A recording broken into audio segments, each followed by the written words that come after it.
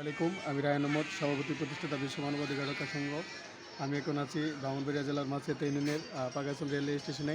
এই স্টেশনটি ব্রিটিশ আমলের অত্যন্ত পুরনো একটি রেল স্টেশন, কিন্তু পর্যাপ্ত আধুনিক কায়নের কারণে এই স্টেশনে অনেক যাত্রীরা হয়রানির শিকার হয়। এই স্টেশনে একটি প্ল্যাটফর্ম না থাকার কারণে যাত্রীরা রোদে ফিরে বৃষ্টিতে ভিজে অনেক কষ্ট করে এক পাশে প্ল্যাটফর্ম আছে বাগাছড়ি রেল স্টেশন, অন্য পাশে না থাকায় যাত্রীরা অনেক হয়রানির শিকার হই, অনেক দুর্ভোগের শিকার হই।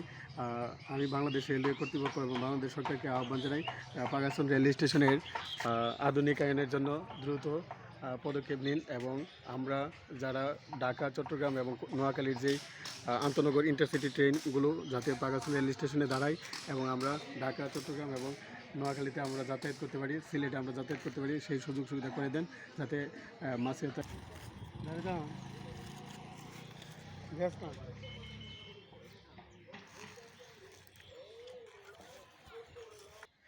বাগাছড়ি রেল স্টেশনটি অত্যন্ত মনোরম এবং প্রাকৃতিক সৌন্দর্যপূর্ণ একটি স্থানে আছে। এই স্টেশনের যদি আমরা আধুনিকায়ন করি তাহলে অনেক সুন্দর হবে, বাংলাদেশের মধ্যে একটি ভালো রেলওয়ে স্টেশন হিসেবে প্রতিষ্ঠিত হবে। এবং বাগাছড়ি রেল স্টেশনের এই স্টেশনটি যদি আধুনিকায়ন করা হয় তাহলে এই স্টেশনের সৌন্দর্য আরও দ্বিগুণ বৃদ্ধি পাবে, এবং সম্পূর্ণ প্রাকৃতিক পরিবেশে, মনোরম পরিবেশে এই স্টেশনটি অবস্থিত।